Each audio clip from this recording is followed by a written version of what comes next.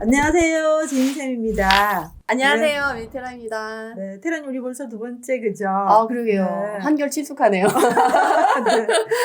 테라님 요즘 뭐 엄청 바쁘시죠? 요새 현장 다니느라고 조금 오. 요새 또 물이 들어오고 있잖아요.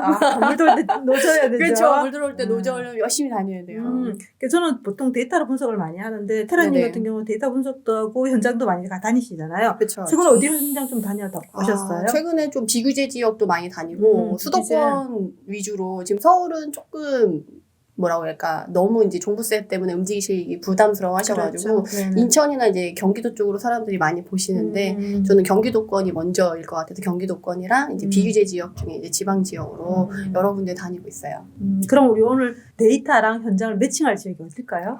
경기도에서는 평택? 네, 평택 좋죠. 네, 그리고 비규제 지역에서는 김해. 사실 지금 질문을 제가 이렇게 많이 받아보고 있거든요. 블로그랑 이제 유튜브 통해서 질문을 이제 받고 있는데 그런 질문들 보면 다 평택 얘기 아니면 김해가 제일 많이 물어보세요. 그러면 평택 살까요, 팔까요 이런 질문, 안 그러면 김해 살까요, 팔까요 이런 질문인 거예요? 아니죠. 거기 관심 있다. 지금 어떠냐? 관심. 그러니까 대부분 이제 그 지역은 좋은지 알겠다. 그래서 다들 관심은 많은데 어떻게 접근해야 되는지 모르는 거죠. 왜냐면 지금 뭐 평택의 고덕 지금 가가지고 8학원 살 수 없잖아요. 제일 환경제 살 수 없잖아요. 그러니까 올랐죠. 걔는 너무 올랐는데 그럼 평택을 버려야 되는 거냐? 근데 그건 아니잖아요. 네. 이제 평택이 물 들어오는데 그러면 어떻게 진입해야 되냐? 이제 약간 어디를 알아봐야 되냐? 그리고 어떤 연차 뭐 이런 형태. 그런 것도 있고 이제 본인 투자금에 맞는 구역을 찾아야 되는데 그걸 찾기가 어렵고 그 구역 안에서도 이제 가성비랑 수익률이 다를 텐데 이제 어떻게 비교해서 가야 될지 모르니까 이제 그런 걸 여쭤보시는 분들이 많아요.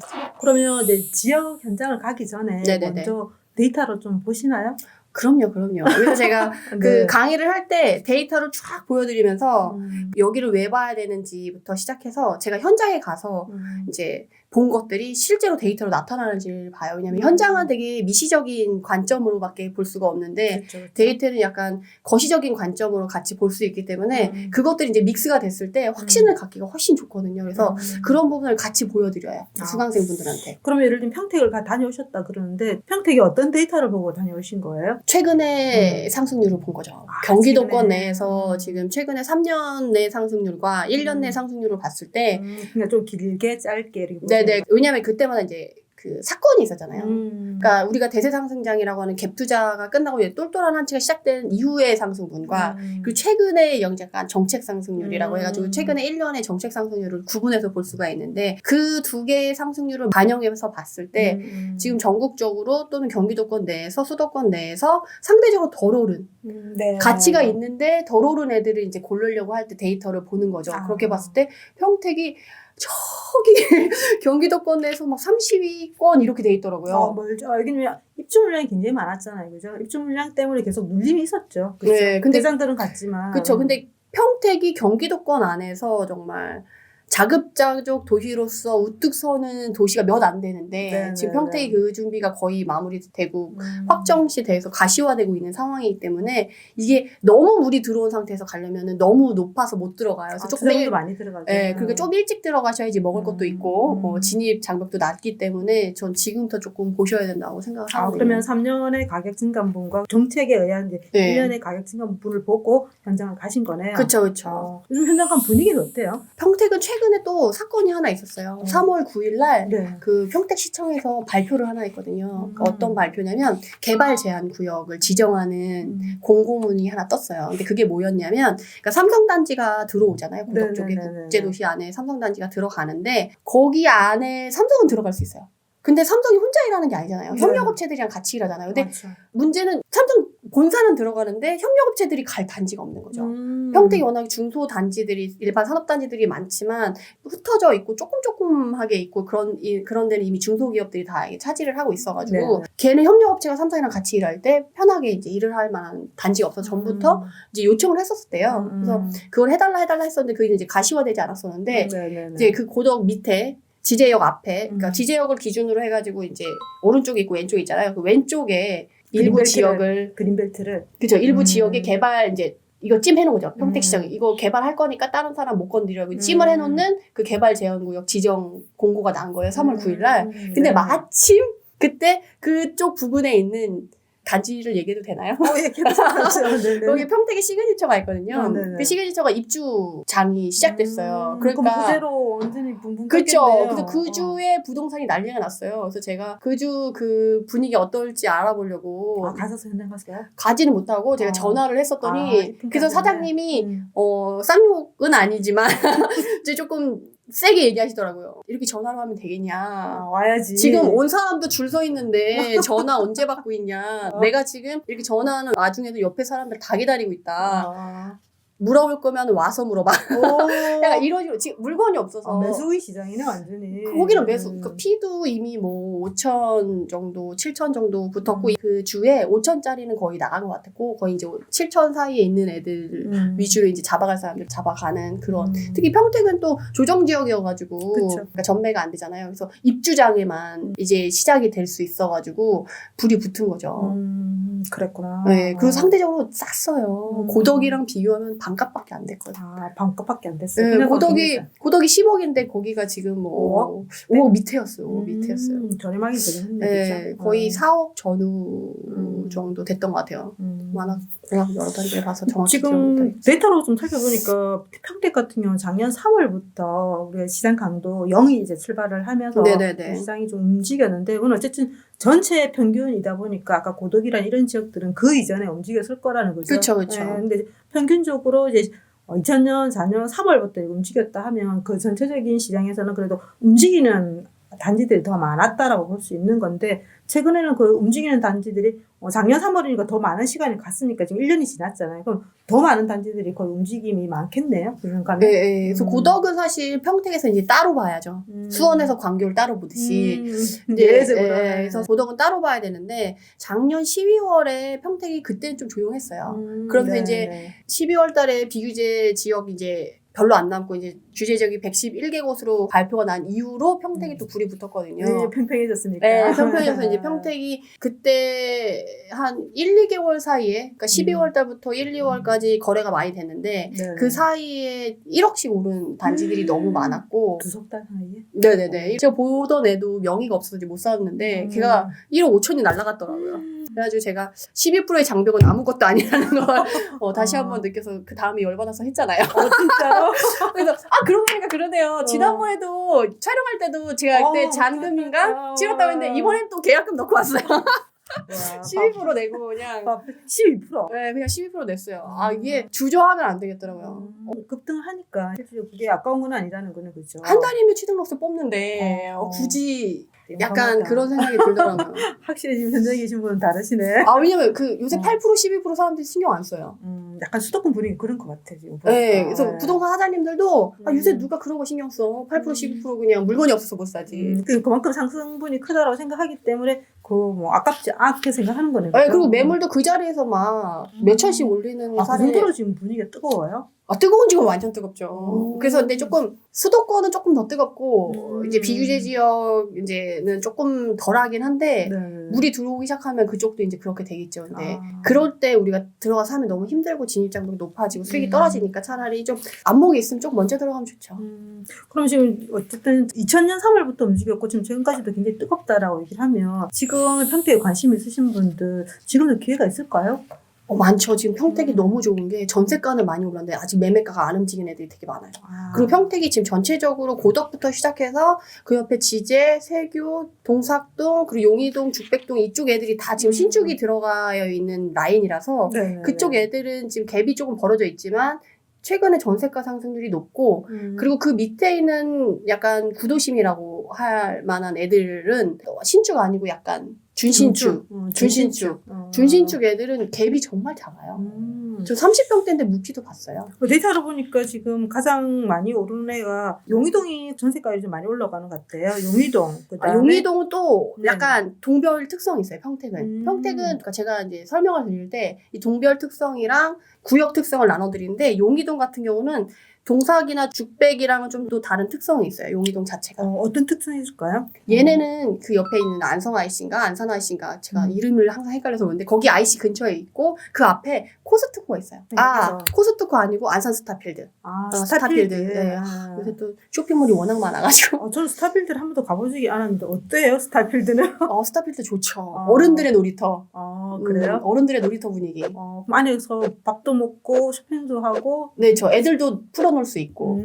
그리고 그렇구나. 그런 그 규모 자체가 좀 크고 이렇게 진짜 백화점 못지않게 이렇게 해놔가지고 어른들의 놀이터 같은 그런 느낌이 있어요. 그리고 거기 생기면 뭐냐면 용이동 주변에 또 빌라들이 많아요. 그러니까 빌라들이 수익형 많아요. 빌라들이 좀 많은데 그러다 보니까 이제 스타필드 이제 근로자 수요 네네. 생각해서 그 옆에 있는 썩은 아파트들 약간 구축도 많이 움직였고 안산 스타필드 서필도? 때문에 네. 그리고 용이동 앞에가 신축이 아니고 주신축인데 네네. 아무튼 안산 스타필드 때문에 그리고 평택에선 또 대형이 별로 많지가 않아요. 근데 용이동 주신축이 대형이 있거든요. 그러다 보니까 대형을 원하시는 분들은 또 용이동 쪽으로 용이동에 이동하네요. 이동을 좀 하셨었거든요. 그래서 좀 소득 수준 높고 주택 구매율 높으신 분들이 또 용이동으로 움직이신 분이 있어서 좀 용이동의 중심축은 오히려 다른 데보다 조금 더 먼저 움직이는 경향이 있어요. 그렇구나. 그래서 작년에 많이 움직였어요. 최근 1년 기간 동안에 상승을 가장 많이 한 지역은 보니까 고덕면보다는 오히려 동삭이라고 데이터상으로 나오거든요. 그쵸. 그러니까 고덕은 그 이전부터 많이 상승을 해왔고 이등격인 동삭 같은 경우에 작년 1년 기간 동안 많이 상승한 게 맞나요? 현장에서도? 네네. 고덕은 솔직히 주변에 가보시면 아시지만 아직 행하죠. 아직 횡한 느낌이 네. 아직 남아있고 인프라가 그렇게 돼 있지 않고 그냥 그 약간 랜드마크 그런 이미지 그리고 여기 리드하는 그런 거가 있지만 장호 실질적으로 네네네 이제 가치가 이제 더 좋아질 걸로 이제 간다고 한다면 동삭은 그 평택에서의 거주 만족도는 지금 가장 1위일 것 같아요. 제일 좋은 거네요. 예. 그리고 거주 구역 자체가 형성되어 있는 게 동삭을 거의 기준으로 지금 평택이 자리 잡혀 그럼 있다. 지금 1등은 동삭이고 그리고 앞으로 1등은 고덕이다. 그래도 고덕은 1등이긴 한데 그래요? 이렇게 사람들이 이제 거주를 할 때 구역이나 이런 밀집도 이런 거에서 지금 고덕은 밀집도는 떨어지잖아요. 아직 그쵸. 이제 막 들어가고 있기 때문에 밀집도는 없는데 동삭은 밀집도 있으면서 이제 구축과 준신축과 신축이 다 어우러져가지고 안정화된 거주 지역. 그러면 지금 보니까 평당 가격으로는 죽백동이 훨씬 더 높은데 실질적으로 지금 죽백동보다는 동삭이 더 이렇게 많이 상승을 했다라고 데이터상에 드러나요. 그러면 투자자 입장에서는 죽백이라든지 동삭을 선택을 할 때 어느 쪽에 좀 더 이렇게 우리가 먹거리가 있다라고 보시는 거예요? 지금 동삭이 보통 한 6억대 정도에 형성이 네네. 됐거든요. 신축급이. 근데 이제 죽백 같은 경우는 지금 5억 초반? 그러니까 그 동별로 지금 거의 1억 정도가 차이 나요. 84 근데 기준으로. 평당가 기준으로는 오히려 죽백이 조금 더 높게 나와 있는데 거기에 이제 신축들이 좀 네네네네네. 신축이 더 많죠. 동삭은 그러니까 신축과 준신축과 구축이 어우러져 있는 거고. 섞여져 있는 거고. 네, 근데 이제 동삭의 신축급은 6억대, 죽백의 신축급은 5억대. 근데 지금 잘 찾으면 최근에 저희 수강생도 4억대 후반에 하나 잡으셨다고 하더라고요. 6월 전에 금매들이 나오는 거. 금매는 아니고 너무 호가붙이지 않고 이제 약간 금매라고 할 수도 있겠네요. 다주택자가 이제 좀 털어내려고. 예, 하나 정도 그렇지만 그래도 그 사람들이 이렇게 싸게 내놓진 않아요. 요즘 보니까 뭐 급한 사람 없는 것 같더라고. 그냥 이거 같으면 사.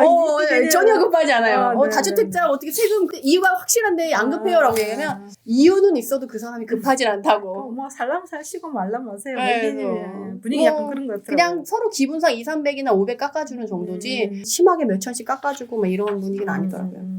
최근에 지금 실질적으로 그 물건들이 조금 쌓인다라는 그 느낌도 살짝 있거든요. 아직 평택 같은 경우는 21년도도 그렇고 22년도도 그렇고 입주 물량이 조금 남아 있잖아요. 그렇죠. 남아 있는데도 전세가 잘 빠지나요? 평택은 전세가 조금 있는 지역과 없는 지역이 딱 구분이 되어 있어요.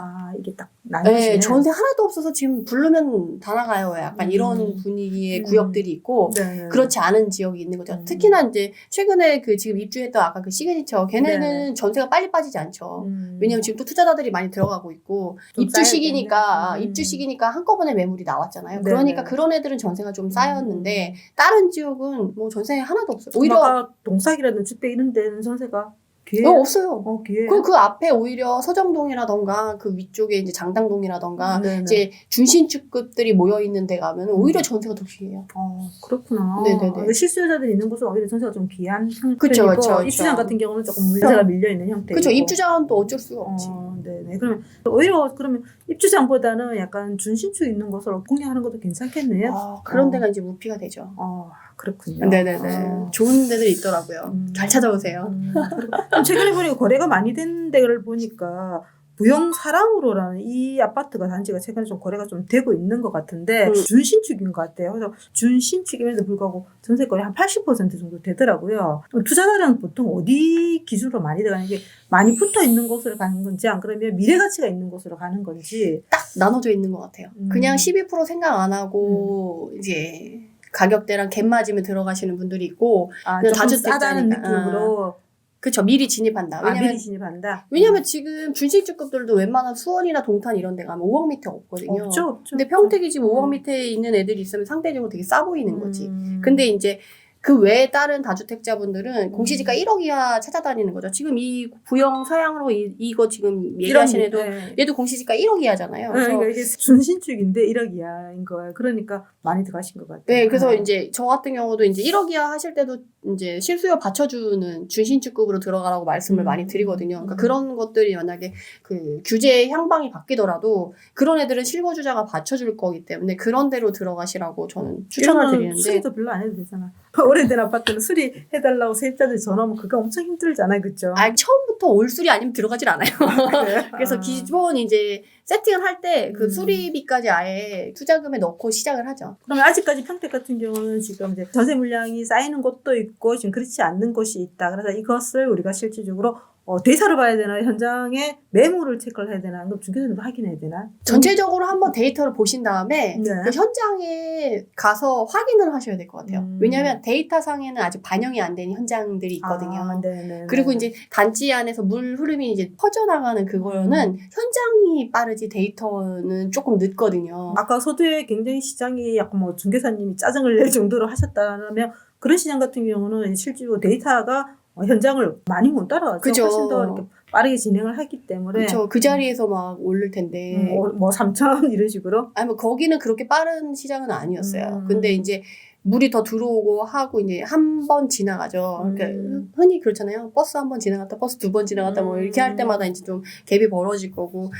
지금 솔직히 그 8% 12% 적응하는 것도 이제 먼저 적응한 사람, 뒤에 적응한 사람들이 뒤따라 올 텐데 이제 그런 사람들이 이제 그러면 지금 시장은 실제로 8% 12%를 겁내지 않고 일단 진입을 하는 형태고 지금은 데이터를 통해서 이제 시장을 보는 것보다는 현장에 좀 더 가깝게 가야 된다라는 말씀을 좀 왜냐면 하고 싶은 거네요. 네, 데이터로 한번 이렇게 봐서 지금 갈 지역을 골라야죠. 이게 전체적으로 덜 오르네. 그리고 지금 물이 들어올 것 같은 애를 골라낸 다음에 이제 여기서 이제 필터링을 거쳐서 어디 먼저 가면 좋을까를 이제 고른 다음에 그 다음에 이제 그거를 찝어서 현장에 가서 봐봤더니 그 상급지도 아직 괜찮겠어. 그럼 상급지로 가고 아니야 여기 또 물이 너무 많이 들어왔네. 그럼 이제 그 다음 지역으로 간다던가 식으로 해가지고 현장이랑 데이터랑 이렇게 같이 움직여야지 이게 따라갈 수 있지 한쪽만 해서는 안 되는 것 같아요. 근데 보통은 평택 같은 경우 21년, 22년 물량이 많아서 겁내하시는 분들이 많으실 것 같은데 뭐 지금 임대 입법 때문에 지금 내가 전세 세팅을 하게 되면 향후 뭐